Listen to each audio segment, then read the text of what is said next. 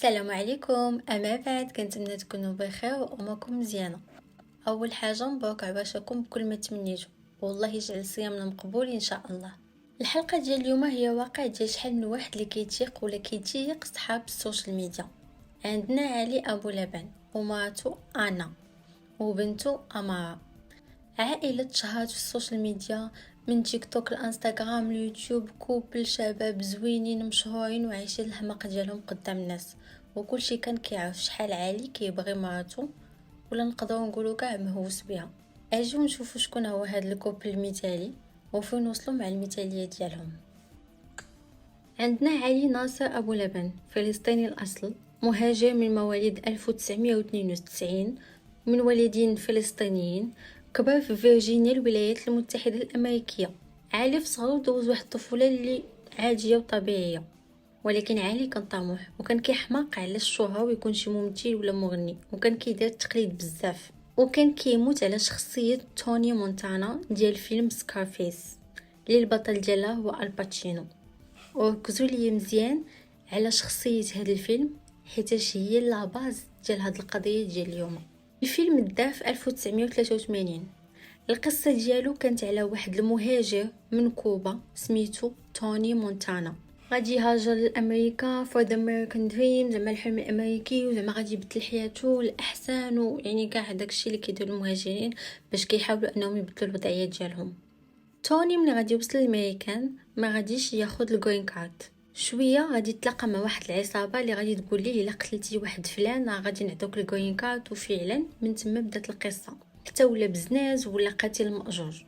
توني في الفيلم كانت عنده مراتو كيحماق عليها وكيبغيها، ولكن ماشي الحب العادي ديال انني كنبغيك وكنموت عليك وصافي، لا، توني كان عنده واحد الحب التملك، حب التسلط، كان كيتعامل مع مراتو بواحد الدنيا، كان كيشوفها بحال شي اوبجي ديالو، بحال شي حاجه جماد ديالو، يعني ما خص حتى شي حد يهضر معاها، وكان كيغلي عليها بزاف. الشخصيه في الفيلم كان توكسيك بزاف بزاف بزاف بزاف. وعلي ملي كانت عنده 14 عام كان كيحماق على هذا الفيلم، وكان كيحماق على الشخصيه اللي في الفيلم، وكان كيتقن انه يتقمص شخصيه توني مونتانا لواحد الدرجه اللي كبيره بزاف. علي بكثر ما كان كيحماق على الشخصيه ديال توني مونتانا كان كيقلدها بواحد الطريقه اللي كبيره بزاف، وكان كيتقمص الشخصيه ديال توني مونتانا في كل شيء، وكان كيلبس بحال لي كوستيم اللي كانوا تلبسوا في الفيلم، كيف ما كتشوفوا هنايا في التصاور كيولي فعلا كيشبه ليه، لا من ناحيه الحوايج لا من ناحيه البيروك لا من ناحيه كل شيء. ملي كانت عنده 14 عام كان كياخذ الانتباه ديال صحابو ديال العائله ديالو في التقليد ديال الشخصيات، كيدير الكوميديا وبزاف ديال الحوايج. علي من كثر حبه للشهره وانه يكون شي حاجه في السوشيال ميديا ولا هذا، دخل كاع مع شي فرقه ديال الغناء قبل ما يمشي يلتحق بالجيش الامريكي ويمشي لليابان. تما فين غادي يتعرف على انا مواليد 1993، تزادت وكبرت في اليابان. انا كانت واحد البنت اللي زوينه بزاف وسو تشارمين وكيوت، زعما كانت عندها واحد الكاريزما اللي زوينه، وكانت محبوبه من صحابها بزاف ومعروفه، وصحابها كيقولوا باللي انها كانت واحد البنت اللي جلوي مشرقه بزاف وغزاله وفعيلها زوينين، وكتخلي بلاصتها مع صحابها كاملين، وبكثر ما كانت زوينه وفعيلها زوينين كانوا كيشوفوا لها شي مستقبل واعر زعما ملي غادي تكبر. انا كبرت وملي وصلت للهاي سكول غادي تلتحق بالقاعده العسكريه في اليابان، حيت باباها كان خدام تما. خدمات على ما كملت القرايه ديالها وخدت الشهاده ديالها تكنولوجي.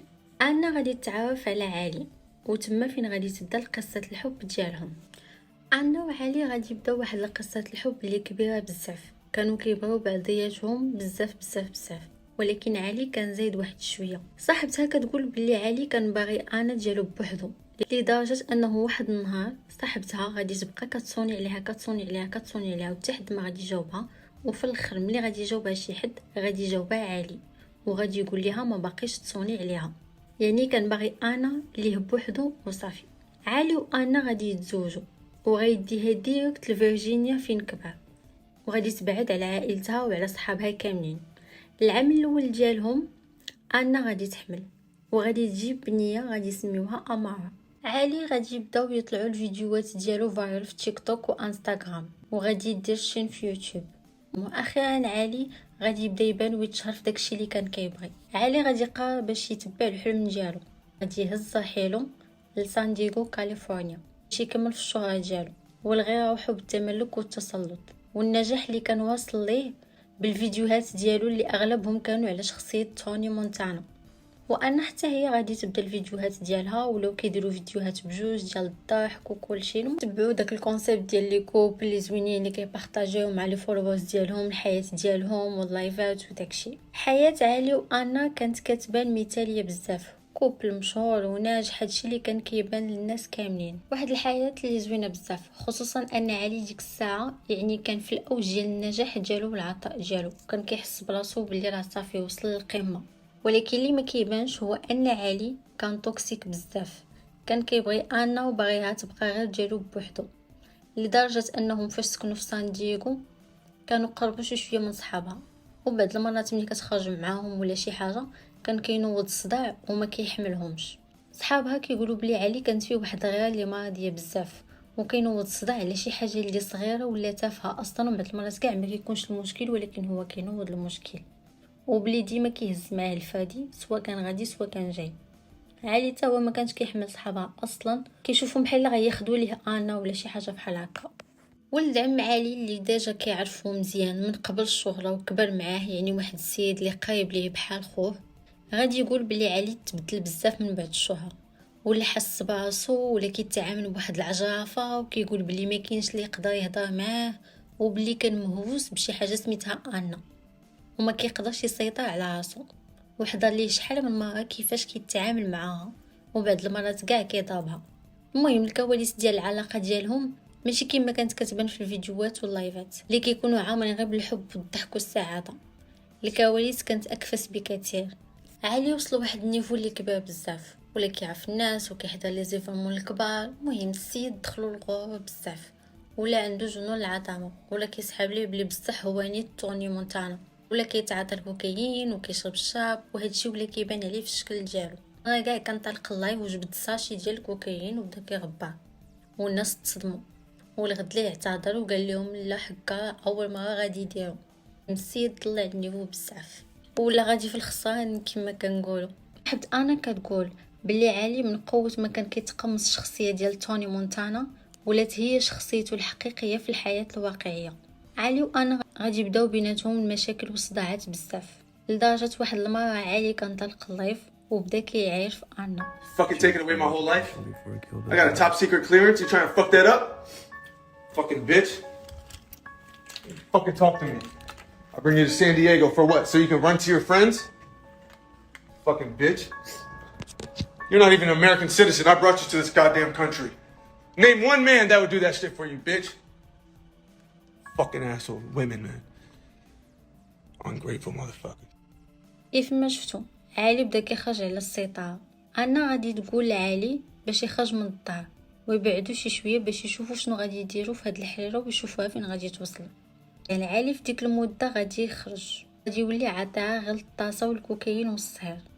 ولد عمو غادي يقول بلي في ديك الفتره ولا علي بحال شي مدمن، هو كان مدمن على المخدرات، ولكن الادمان ديالو الانا كان من نوع اخر. درجه واحد المره كانوا سهرانين هو وولد عمو، غادي ينوض السي علي غادي يجبد واحد الساشيه فيها واحد الكميه كبيره ديال الكوكايين وغادي يحطها فوق الطبله هكاك بالعلالي. ولد عمو غادي يقول لي صاحبي راه صحاب المحل غادي يجيو زعما جمع داكشي راه غادي ينوض لينا الصداع. هو يقول لي لا انا حتى حد ما يقدر عليا وحتى حد ما يقدر يقول لي شي حاجه، وكل شيء كيعرفني ندير اللي بغيت. وشويه بدا كيهضر على كيفاش كيبغي انا وكيحماق عليها. في الوقت اللي كان علي وانا منفصلين، شي جيران كاع غادي يشهدوا بلي مؤخرا انا جات هربانه عندهم وقالت لهم يعيطوا للبوليس حيت علي دخل عليها للدار وناض الصداع وضربها وحيد ليها التليفون. علي زاد فيه بزاف بداكشي ديالو لدرجه غادي يدير برنامج ديال التجسس في الايباد ديال بنته باش يعرف شنو كدير انا وهي بوحدها بما انهم مفارقين. علي غادي يصبح واحد الصباح عادي ما كاين والو، حتى غادي يسمع صوت راجل في الدار ديال انا من داك البرنامج ديال التجسس اللي دار في الايباد ديال بنته، وغيبدا يسمع انا كتضحك وكتهضر مع راجل معاها في الدار. علي بطريقه باش كيبغي انا خلاتو يجهل ملي سمع داكشي. غادي يهز علي الفادي ويركب في طوموبيلته ديريكت لعند انا. الغيره الزايده والسيطره ديال علي اشنو غادي تخليه يدير؟ غادي يوصل علي للمجمع السكني غادي يدخل العماره.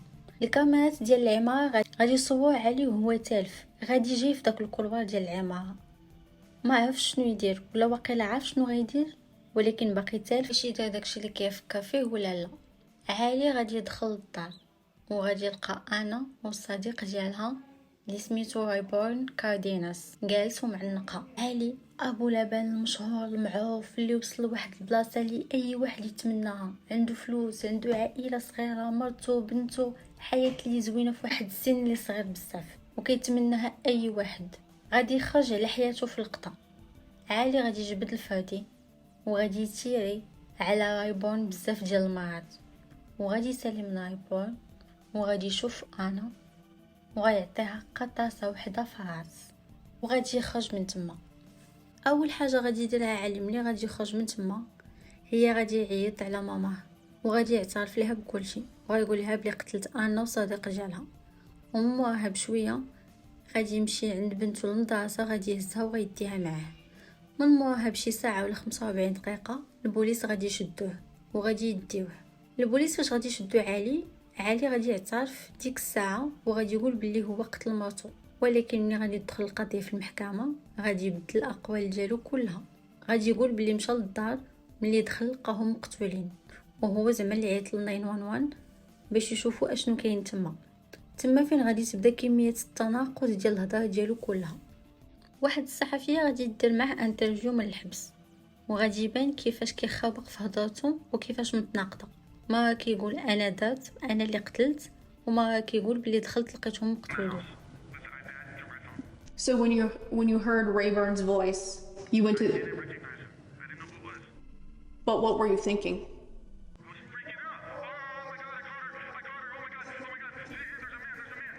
And then guess what? I hear nightmare. I'm like, don't do it. I'm screaming. As you're driving to the apartment. I'm like, don't do it. What happens when you get to the apartment? And I go up and I get it. What did you think?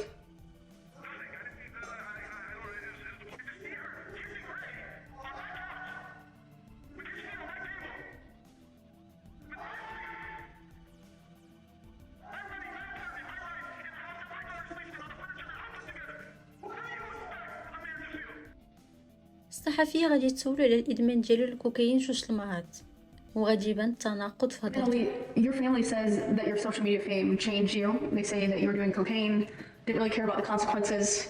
Are they right? I asked again about his cocaine use. Do you think that made you snap? Do you think it changed you?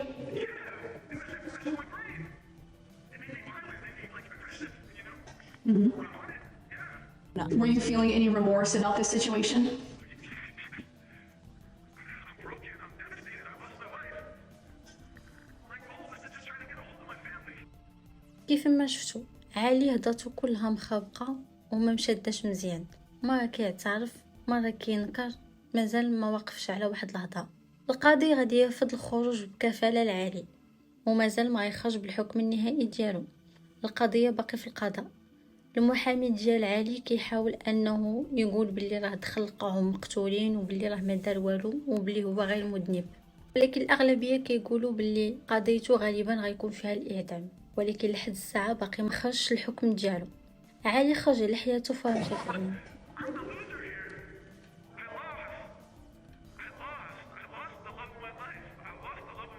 Everybody I reached out to when I was going through this problem, when I couldn't get a hold of Anna.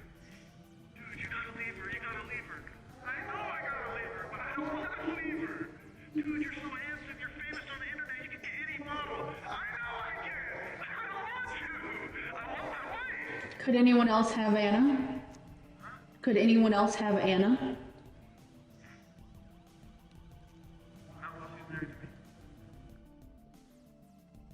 كيفاش ضرب كلشي في الزيرو، كيفاش واحد كان كيتقمص واحد الشخصيه حتى ولا فعلا هو نسخه منها. خلى بنت عندها 7 سنين بلا ماماها. انا صبرت مع علي بزاف، عافاتو ملي ما كان لا مشهور ولا والو.